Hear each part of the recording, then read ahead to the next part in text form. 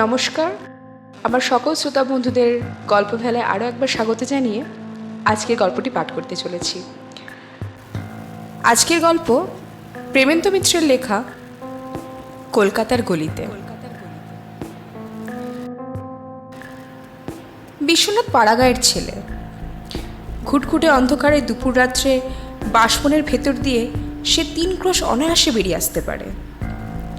অমাবস্যায় গ্রামের সীমানার শ্মশান থেকে মরা পুরনো কাঠ সে কতবার বাজি ধরে নিয়ে এসেছে, কিন্তু ভয় তার শুধু কলকাতা শহরকে, যেখানে দুপা এগুতে হলে মানুষের গায়ে ধাক্কা লাগে, ইলেকট্রিক আর গ্যাস লাইটের কল্যাণে যেখানে দিন কি রাত চেনবার জো নেই বললেই হয়, সেখানেই এক রাতে সে যা বিপদে পড়েছিল।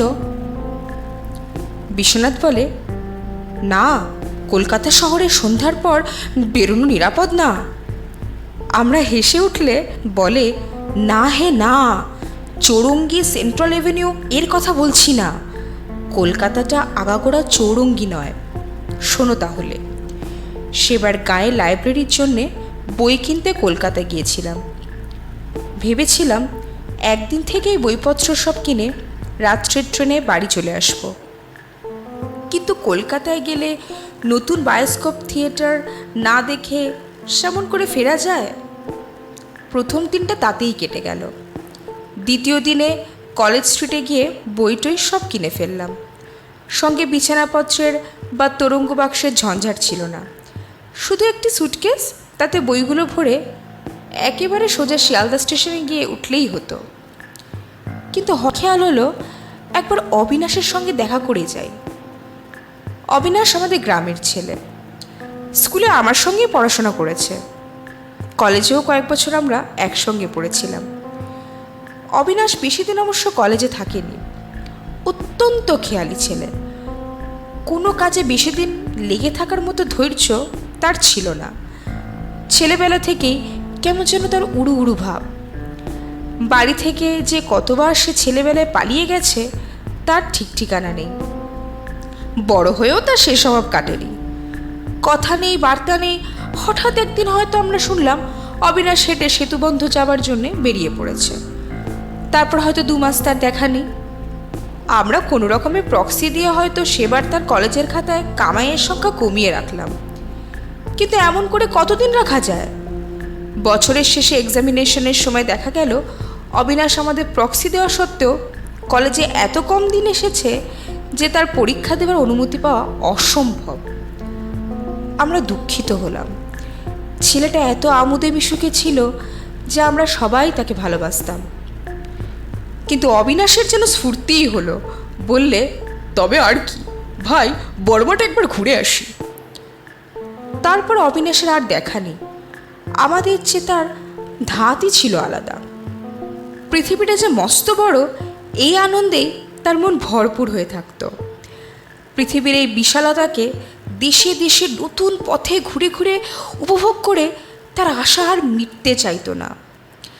যেসব দেশ সে এখনও দেখেনি, তার আকর্ষণের কথা সে মাঝে মাঝে এমন তন্ময় হয়ে বলতো যে আমাদেরও কখনো কখনো মোহ ধরে যেত। কেমন যেন মনে হতো এই ছোট্ট শহরের ছোট্ট জানা কটি রাস্তায় দুবেলা যাওয়া আসায় জীবনের কোনো সার্থকতাই নেই। পথ যেখানে অফুরন্ত, আকাশের যেখানে কুলকিনারা নেই, এমন জায়গায় বড় করে বুক ভরে নিঃশ্বাস নিতে না পারলে যেন বাঁচাই বৃথা। কিন্তু আমাদের এই ক্ষণিক মোহ অবশেষে খানিক বাদেই কেটে যেত। কিন্তু অবিনাশের এই মোহই ছিল সব। মাস 3 আগে আমরা গ্রামের ঠিকানায় এই অবিনাশের একটা চিঠি পেয়েছিলাম বহুদিন বাদে। একটা গলির ঠিকানা দিয়ে লিখেছিল যে অনেক জায়গা ঘুরে ফিরে সে কলকাতায় সে ঠিকানায় আপাতত আছে, আমি এসে তার সঙ্গে যেন দেখা করি। এতদিন বাদে তাকে সেই ঠিকানায় পাওয়া হয়তো যাবে না জেনেও একবার যেতে ইচ্ছা হলো। বাড়ির নম্বরটা ভুলে গিয়েছিলাম, কিন্তু গলিটা মনে ছিল।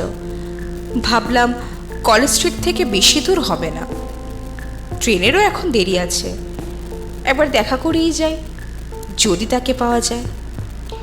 একটু খোঁজাখুঁজির পর একটা গলির রাস্তায় ঢুকে একজনকে জিজ্ঞাসা করে জানলাম আর একটু গেলেই অবিনাশ যে গলিতে থাকে তা পাওয়া যাবে। রাত তখন বেশি নয়, বড়জোর 8টা হবে। কিন্তু গলি দিয়ে খানিক দূর হেঁটেই একটু আশ্চর্য হয়ে গেলাম। গলি হোক আর যাই হোক, কলকাতার পথ তো বটে, অথচ এই 8টা রাত্রে সেখানে একটি জনপ্রাণী নেই। ভেবেছিলাম খানিক দূর গিয়ে আবার কাউকে পথ জিজ্ঞাসা করব, কিন্তু লোক কোথায়? তাছাড়া গলিটাও ফুরোতে চায় না। একবার সন্দেহ হলো হয়তো ভুল পথে এসেছি, কিন্তু যে লোকটা আমায় খবর দিয়েছে আমার ভুল পথ দেখিয়ে তার লাভ কি? নির্জন রাস্তায় চুরি ডাকাতি? কিন্তু আমার কাছে কি এমন 1,50,000 টাকা আছে যে চোরদের ষড়যন্ত্র করতে হবে? আমার সাজ পোশাক দেখে বড়লোক বলে ভুল করবার কোনো সম্ভাবনা নেই। তবে আরও খানিকটা এমনি করে এগিয়ে গেলাম। পথ তেমনই নির্জন, বাতিগুলো কে পথের মিটমিটে হতে হয়। একে গ্যাস পোস্টগুলো অত্যন্ত দূরে দূরে, তার উপর কী কারণে জানি না আলো তাদের এত ক্ষীণ যে রাস্তা আলো হওয়া তো দূরের কথা, সেগুলো জ্বলছে বুঝতে কষ্ট হয়। খাস কলকাতার ভেতর এমন রাস্তা আছে কে জানতো? দুপাশের বাড়িগুলো যেন মান্ধাতার আমলের তৈরি। কোনো রকমে হাড় বেরোনো ইটকাঠির জীর্ণ দেওয়ালগুলো দাঁড়িয়ে আছে। না আছে কোনো বাড়িতে একটা আলো, না জনমানুষের একটু শব্দ। সে রাস্তার পাশে সারির পর সার পোড়ো বাড়ির মতো সব খাঁ খাঁ করছে। ক্রমশ মনে হলো একটা কেমন যেন ফ্যাপসা গন্ধ নাকে আসছে। বহুদিন আলো বাতাস যেখানে ঢোকেনি, মানুষের বাস যেখানে বহুদিন ধরে নেই, এমনই ঘরে ঢুকলে যেমন গন্ধ পাওয়া যায়, গলিটায় ঠিক সেই রকম একটা গন্ধ পাচ্ছিলাম। লোকটা বলেছিল কিছু দূর গেলেই ডাইনে গলি পাওয়া যাবে, কিন্তু জনমানুষহীন জীর্ণ বাড়ির সারির ভেতর ডাইনে বাঁয়ে কোথাও কোনো পথ নেই।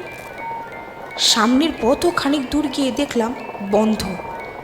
যে পথে ঢুকেছি গলিটার ওই একটি মাত্রই পথ, তাহলে বেরোবার রাস্তা? আশ্চর্য ব্যাপার, লোকটা মিছিমিছি আমায় ভুল পথ দেখালো কেন? সেখান থেকে ফিরলাম। গলিটা যেন আরও অন্ধকার মনে হচ্ছিল। এতক্ষণ যে গ্যাসগুলো মিটমিট করে জ্বলছিল তারই কটা একেবারে নিভে গেছে দেখলাম। মনে হলো এই গলি থেকে বেরোতে পারলে বাঁচি। ভীতু আমি নই, কিন্তু কলকাতা শহরের ভেতর এমন অভাবনীয় ব্যাপার দেখে গাটা কেমন ছমছম করছিল। সবে তো প্রথম রাত, কলকাতা শহরের সমস্ত রাস্তা এখন লোকজনে গাড়ি ঘোড়ায় মানুষের শব্দে গমগম করছে, অথচ এই পথটা কেমন করে এখন নির্জন নিস্তব্ধ হয়ে গেল। মনে হলো আমি যেন বহুকালের প্রাচীন একটা শহরে এসে পড়েছি। সে শহরের লোকজন বহুকাল আগে বাড়িঘর ছেড়ে পালিয়েছে। কত বছর যে মানুষের পাশে শহরে পড়েনি কেউ যেন জানে না। আমিও যেন প্রথম সে শহরের নিস্তব্ধতা ভাঙলাম।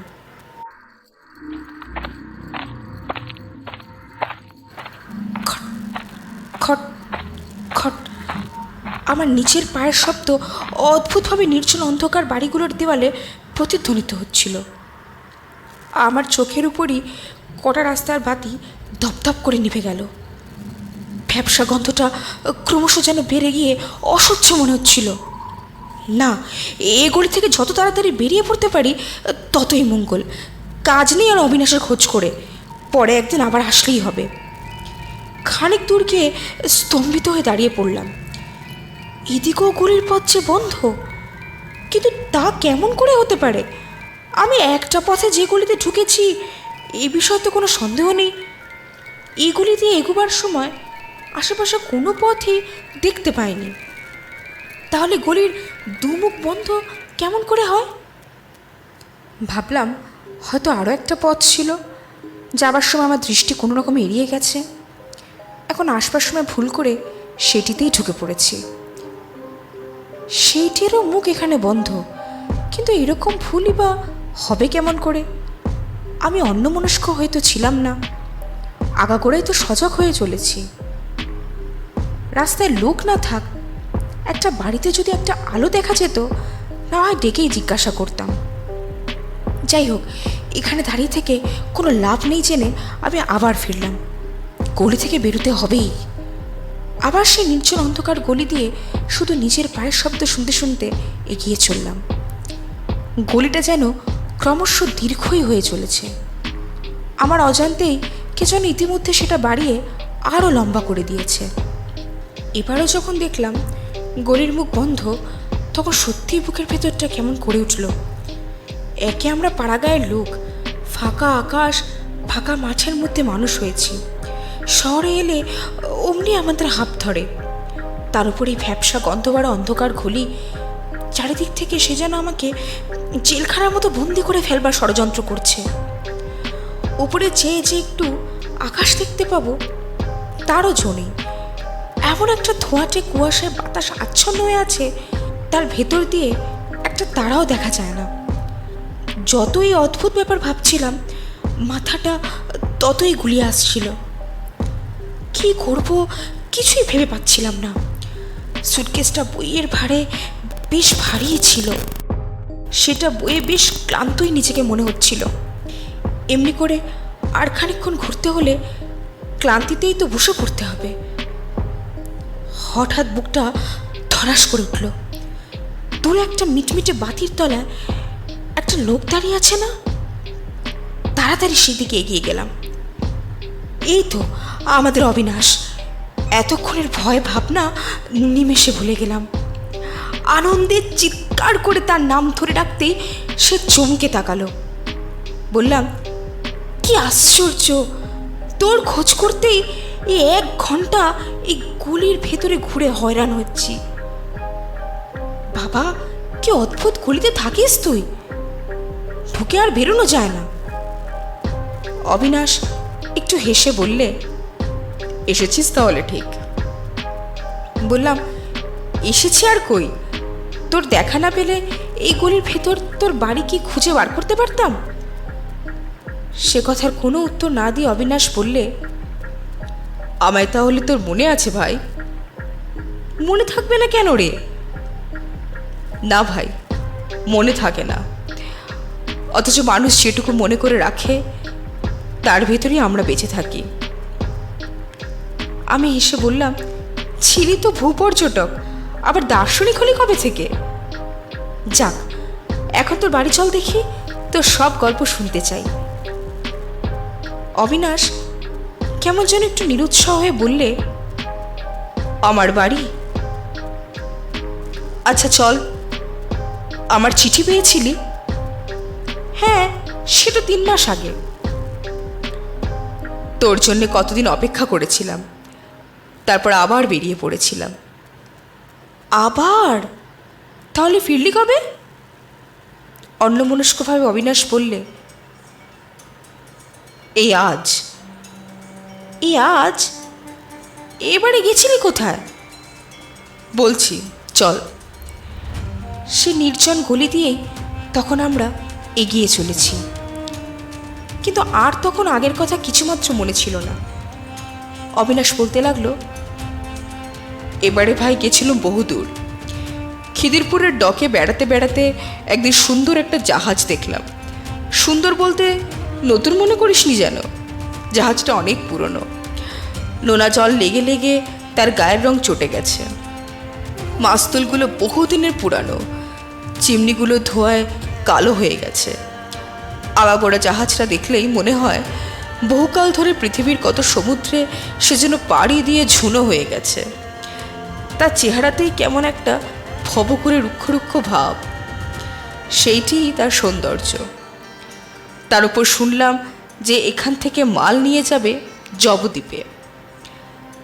তখন আর লোভ সামলাতে পারলাম না। জবদ্বীপ নারকেল আর তালগাছের সার তার তীর পর্যন্ত এগিয়ে এসেছে সমুদ্রকে অভ্যর্থনা করতে। বাতাস আর জঙ্গলের মশলা গাছের গন্ধ, তার উপর গভীর বনের মাঝে বড়াবুদর। একেবারে মেতে উঠলাম। যেমন করেই হোক যেতেই হবে জাহাজে। জাহাজের ভাড়া দেবার পয়সা নেই। অনেক কষ্টে জাহাজের হেড খালাসিকে খোঁজ করে তার সঙ্গে ভাব করে তাকে কিছু খুঁজ দিয়ে লুকিয়ে যাবার বন্দোবস্ত করলাম। জাহাজের একধারে বিপদের সময় ব্যবহার করবার জন্যে ছোট তিরপল ঢাকা বোর্ড টাঙানো থাকে। ঠিক হলো তারই একটির ভেতর আমি থাকব, কেউ তাহলে টের পাবে না। খালাসি কোনো এক সময় লুকিয়ে এসে আমার খাবার দিয়ে যাবে। গভীর রাতে জাহাজে চড়ে সেই বোটের ভেতর গিয়ে হেড খালাসির নির্দেশ মতো লুকিয়ে রইলাম। ভোর হবার আগে জাহাজ ছেড়ে দিল। তারপর কদিন কি অদ্ভুতভাবেই না কাটিয়েছি। সারাদিন তার ভেতরে লুকিয়ে থাকি, তেরপলে একটু ফাঁক করে আকাশ দেখি আর জাহাজের শব্দ শুনি। গভীর রাতের যখন সব নির্জন হয়ে যায়, জাহাজের খোলে কজন ইঞ্জিনিয়ার আর ফায়ারম্যান আর উপরে হাল ঘোরাবার হুইলে একজন নাবিক ছাড়া আর কেউ থাকে না, তখন একবার করে বেরিয়ে নির্জন ডেকের একটি কোণে রেলিং ধরে দাঁড়াই। এমনি করে কদিন বাদে জাভায় এসে পৌঁছালাম। আগে ঠিক ছিল সবাই নেমে গেলে কোনো এক সময় হেড খালাসি আমার নামার ব্যবস্থা করে দেবে, কিন্তু বন্দরে জাহাজ ভেড়াবার আগের রাত্রে সে এসে আমায় জানিয়ে গেল যে তা হবার উপায় নেই। এখানে মাল নামানো হলেই জাহাজটাকে শটান ড্রাই ডকে রং করবার জন্যে পাঠানো হবে, ঠিক আছে, সুতরাং সেভাবে নামা যাবে না। তাহলে উপায়? খালাসি বললে উপায় আছে। সবাই যখন জাহাজ ফেরাবার সময় সে কাজে ব্যস্ত থাকবে, তখন যদি আমি জাহাজ থেকে জলে পড়ে একটুখানি সাঁতরে যেতে পারি তাহলেই হয়। তাতেই রাজি হলাম। জাহাজ জেটিতে লাগবার আয়োজন চলছে। এমন সময় সন্তর্পণে আমি বোটের ঢাকনি সরিয়ে নেমে পড়লাম। পুটলিটা আমার পিঠে বাঁধাই ছিল। রেলিংয়ের ধারে গিয়ে জেটির উল্টো দিকে ঝাঁপ দিতে আর কতক্ষণ, কেউ দেখতেও পেল না। ঝাঁপ দিয়ে পড়লাম ঠিক, কিন্তু সেই মুহূর্তে জাহাজটা জেটিতে ভেড়াবার জন্য পাশে সরতে আরম্ভ করল।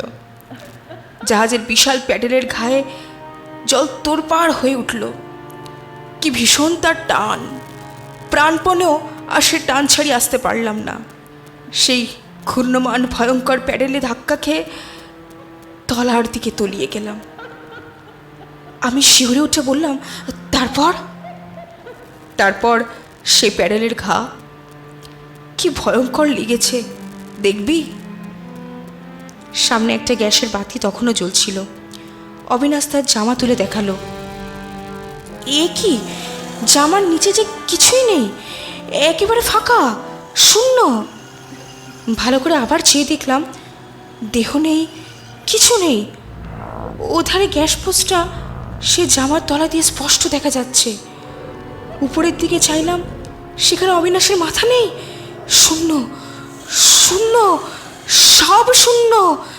অস্ফুট চিৎকার করে সুটকেস হাতে আমি দৌড়াতে শুরু করলাম। কিন্তু কোথায় যাব? যেদিকেই যাই নির্জন গলির মুখ বন্ধ। চিৎকার করে একটা পোড়া বাড়ির দরজায় ঘা দিলাম। তার ভিতরে জানলাগুলো পর্যন্ত সে আঘাতের প্রতিধ্বনিতে ঝনঝন করে উঠল, কিন্তু কারোর সাড়া নেই। অন্ধকার গলি মনে হয় আমার চারিধারে সংকীর্ণ হয়ে আসছে। অসহ্যতার ভ্যাপসা গন্ধ। তারপরে আমার আর মনে নেই। যখন জ্ঞান হলো তখন দেখি কে একজন আমায় বলছে, উতরিয়ে বাবু, ये শিয়ালদা স্টেশন হ্যাঁ। শিয়ালদা স্টেশন? অবাক হয়ে দেখি আমি আমার সুটকেস সমেত একটা রিকশায় বসে আছি। সামনে শিয়ালদা স্টেশন। নেমে পড়ে তার ভাড়া চুকিয়ে দিলাম। কিন্তু কখন কেমন করে যে আমি রিকশায় উঠেছি কিছুই মনে করতে পারলাম না। হ্যাঁ, তারপর খোঁজ নিয়ে জেনেছি অবিনাশ 2 মাস আগে জাভার বন্দরে অমনি করেই মারা গেছিল।